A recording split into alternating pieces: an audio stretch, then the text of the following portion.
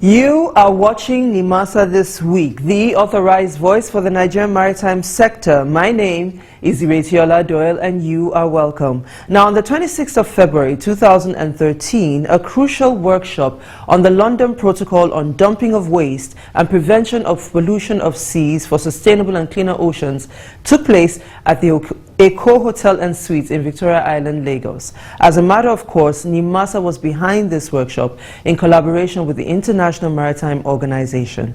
We have a report on that workshop now. A three-day workshop on the IMO London Protocol of 1996 on the prevention of marine pollution by dumping of waste and other matter kicked off at the Eko Hotel and Suites, Lagos on Monday, the 26th of February and ended on the 28th of February. The workshop, organized by the Nigerian Maritime Administration and Safety Agency Nimasa, was in collaboration with the International Maritime Organization IMO.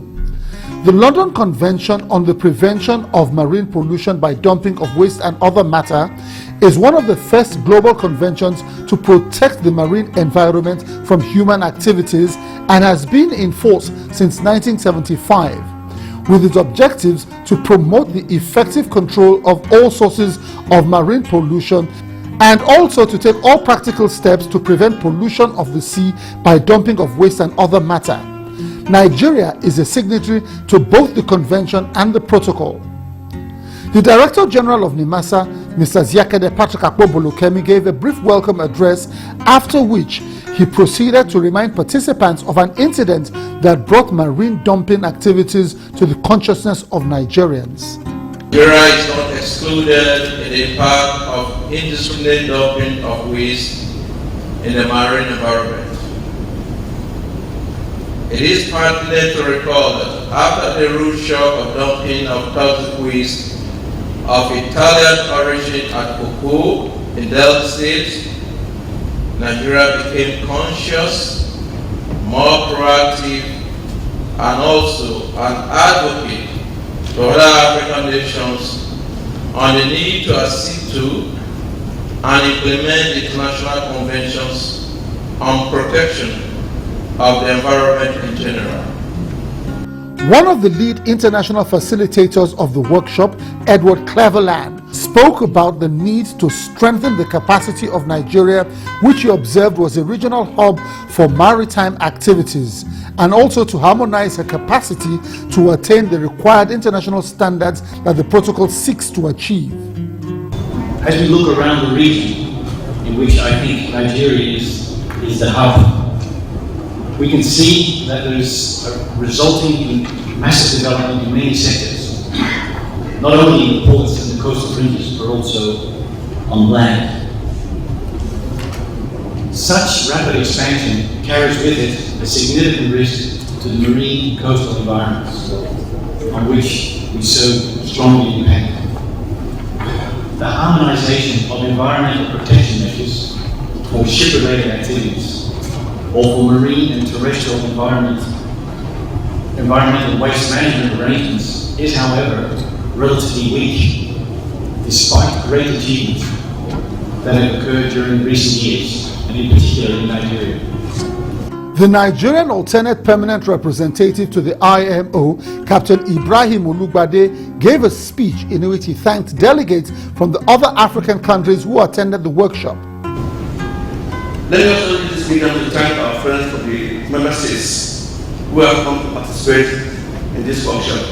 I thank you, Angola, for coming. It is important to inform the stakeholders here that it was in recognition of Nigerians' continuous contribution in the work of IMO, and most especially in global maritime shipping, that led to Nigerian election as the first vice chairman of the joint contracting parties to the London Convention and London Protocol, and also as a member of the London Protocol Expert Compliance Group, which was endorsed by the African Group. This is an honor for Nigeria to be recognized in this important position. The Honorable Minister of Transport was represented by Dr. Ardo Babayo, who also gave a keynote address on the minister's behalf. The address touched on the significance of the London Convention and London Protocol, as well as several other related issues. However, the address did not fail to thank the IMO for recognizing Nigeria's commitment and contributions to the global implementation of the London Convention. Let me seize this opportunity to once again thank the IMO for recognizing the related efforts and contributions of Nimasa to the of Nigeria to the global implementation of the London Convention and Protocol through the unanimous election of Captain Ibrahim Alubade, Nigeria's APR to London, as the first vice chairman of the joint contracting parties to the London Convention and London Protocol. I'm also glad on the election of Mrs. F.C. Mogo as Director of the Marine Environment Management Department of Nimasa as a member of the London Protocol Expert Compliance Group for 3 terms and endorsed by the African Group. After the opening speeches and formalities, participants settled down to listen to the resource persons from the IMO, Messrs. Frederick Hagg and Edward Cleveland, who spent quality time elucidating on the London Convention and Protocol. Participants were very attentive and from all indications were better informed and enlightened on the objectives and modus operandi of the Convention and Protocol. In fact, as they've done in many years before, you can excavate in the marine environments what we call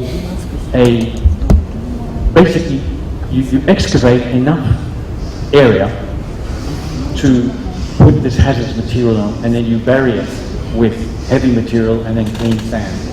And that's called confined aquatic disposal. Nimasa this week caught up with some key officials of Nimasa who were instrumental to the organization of the workshop.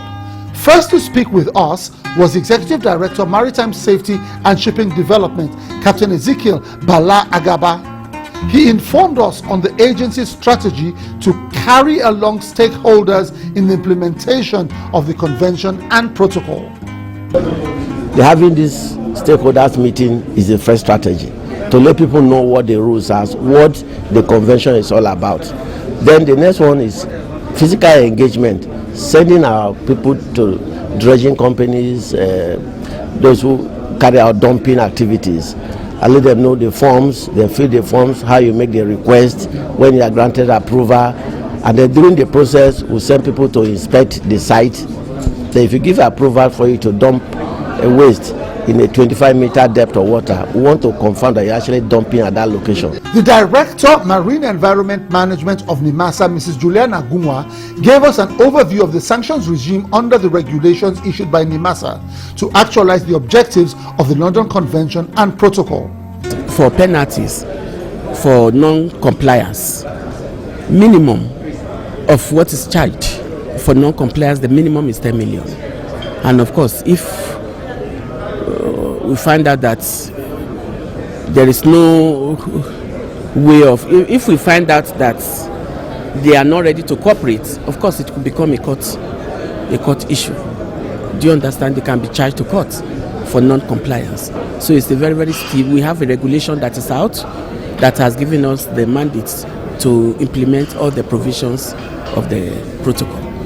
The workshop, which was concluded on Thursday the 28th of February, was adjudged by all who participated as being very successful.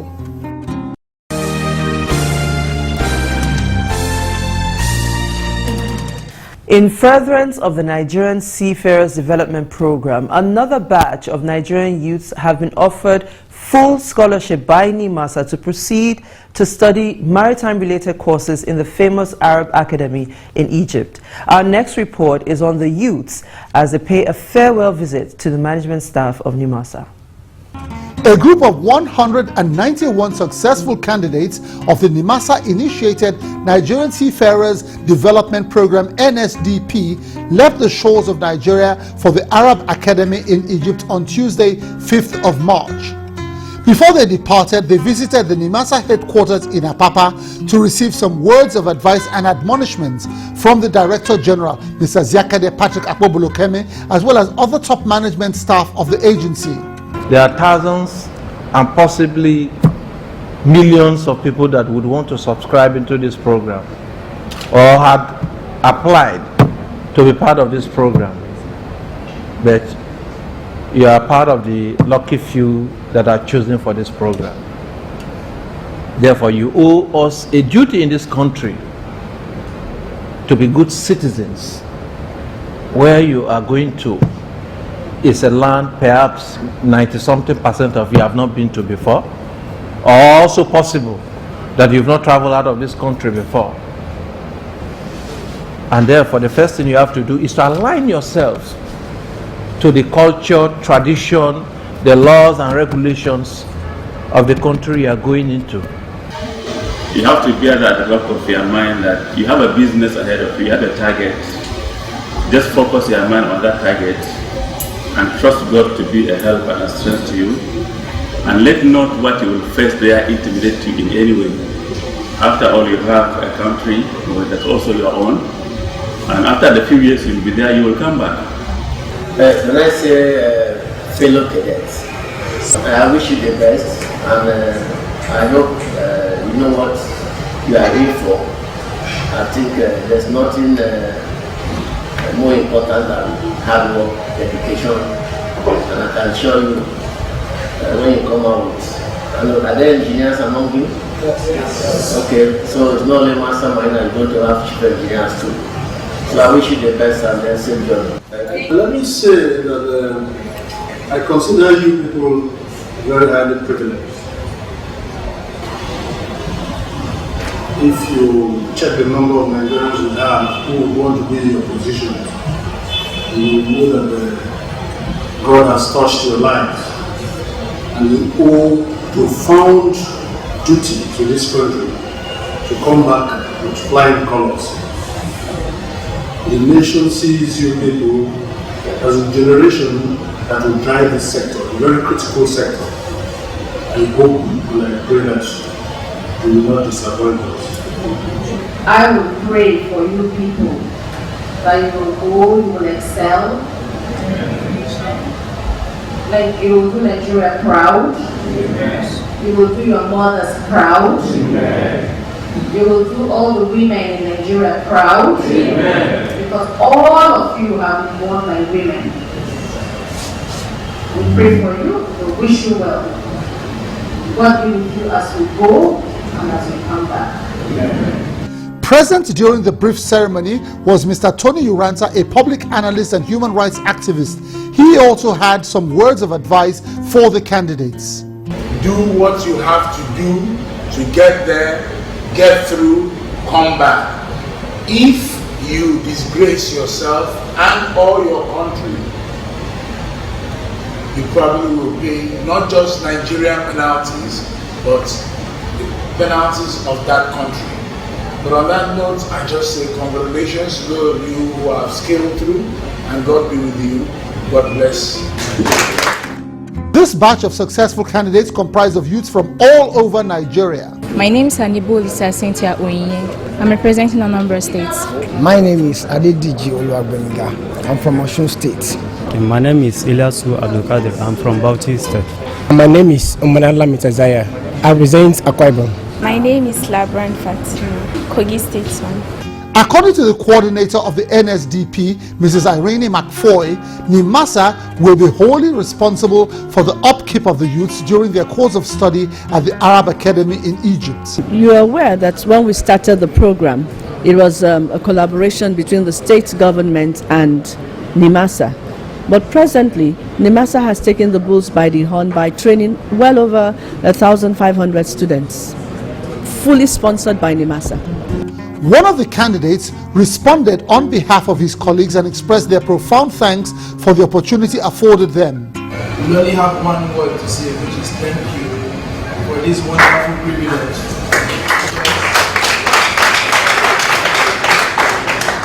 But here is not the right, it is just our opportunity to be picked. I know many of my colleagues, my mates, that we wrote these exams together. Even the person I heard about this exam from is not here. So we only consider ourselves lucky. And being lucky means we are going to keep up to responsibilities. And then we promise not to let Nigeria down, because we know we are not going to represent ourselves, but we are going to represent our country. and then we promise to bring back what you're sending us there to bring it back. Thank you very much. As the youths prepared to depart for Egypt, a number of them had good reason to thank Nimasa. I want to tell the agents that a very big thank you because they are great. Thank you, Nimasa, for doing this. And I would say thank you so much for the federal government using Nimasa to help the young Nigerians.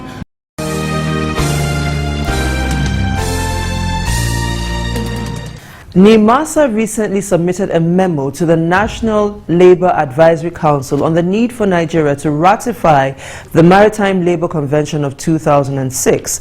A special session of the council was convened in Abuja to specifically consider this memo. We have that report for you now. A special session of the National Labour Advisory Council was held in Abuja recently to consider the request by the Nigerian Maritime Administration and Safety Agency for the initiation of processes for the ratification of the Maritime Labour Convention of 2006. The International Maritime Labour Convention of 2006 was a culmination of the consolidation of over 65 couples of maritime labour conventions. The Honourable Minister of Labour, Emeka Nwogu, in an address given at the special session, went on to outline the events that led to the convening of the special session of the National Labour Advisory Council.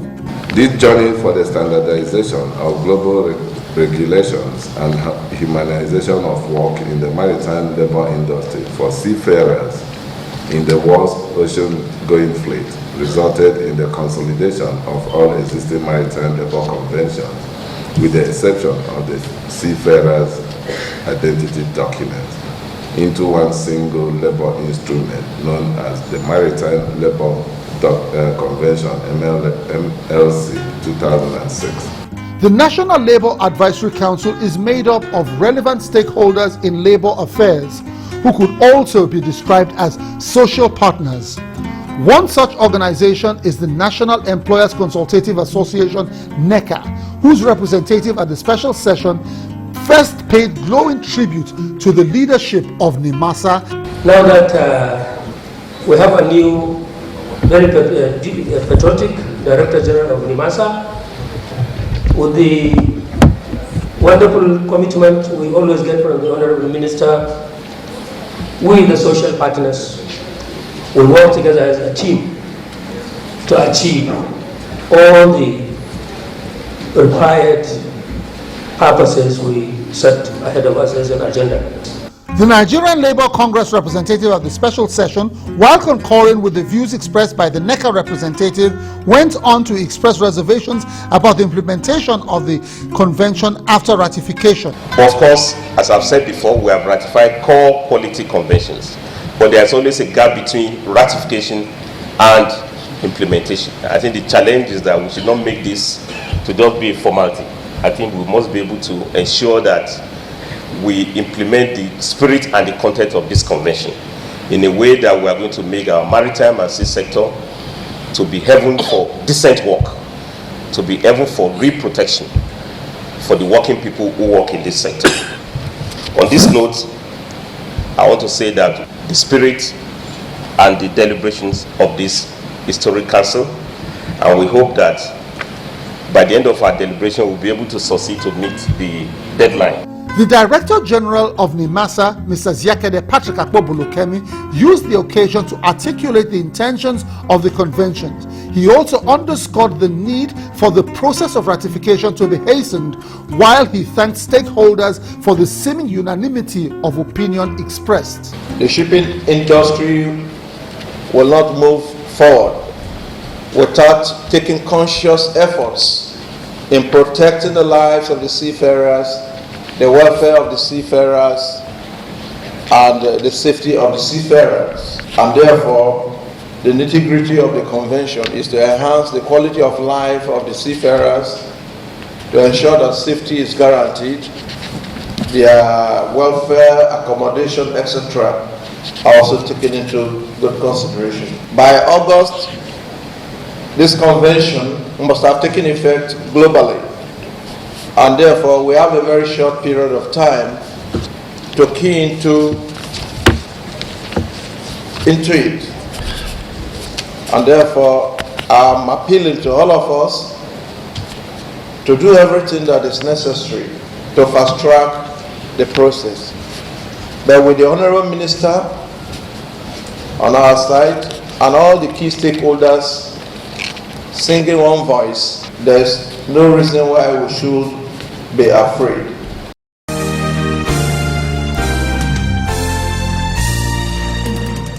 Now, one of the key events to take place in the maritime industry is the NIMAREX Conference and Expo, which of course is an annual event. Nimasa, being a key stakeholder in the maritime industry, is expected to play a major role during the Expo. And it is for this reason that members of the organizing committee recently paid a courtesy call to the Nimasa headquarters in Lagos. Here's that report for you now.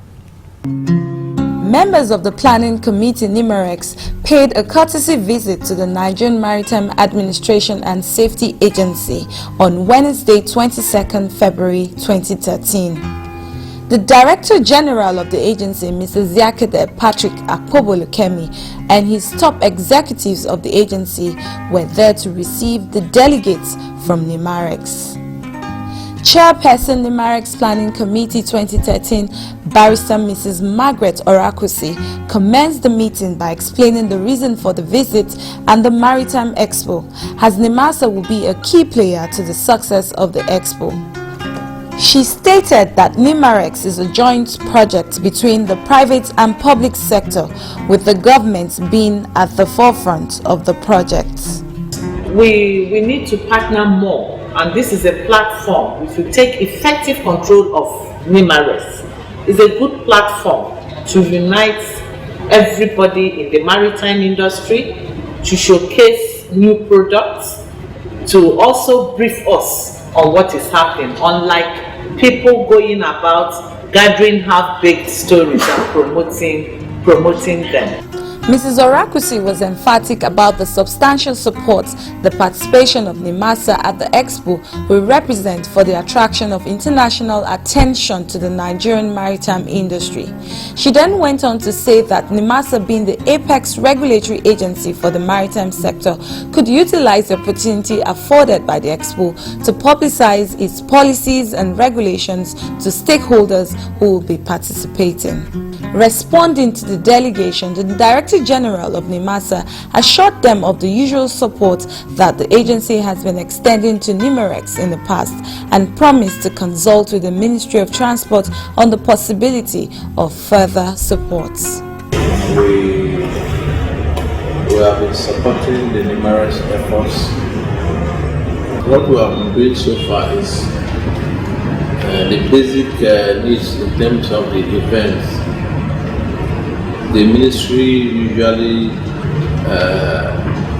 gives us directive to approve and to release funds, and the ministry asked us to assist the event. Any additional requests since from the beginning, even the one of last year, I think, came from the ministry. So we need to engage the leadership of the ministry. The NIMAREX delegation also paid a visit to the Nigerian Shippers Council, where they held a meeting with a group of maritime stakeholders. Nimasa this week later sought to find out the objective of the Expo from Barrister Margaret Orakusi. NIMAREX is an international conference and exhibition on our maritime industry. It's a way that we, the operators, have decided to partner with the government in showcasing the various opportunities that exist in the maritime sector. We are kickstarting a revolution. We want to attract investors because this is an industry we believe in that has the potential not just to earn foreign exchange for the country, but to provide employment.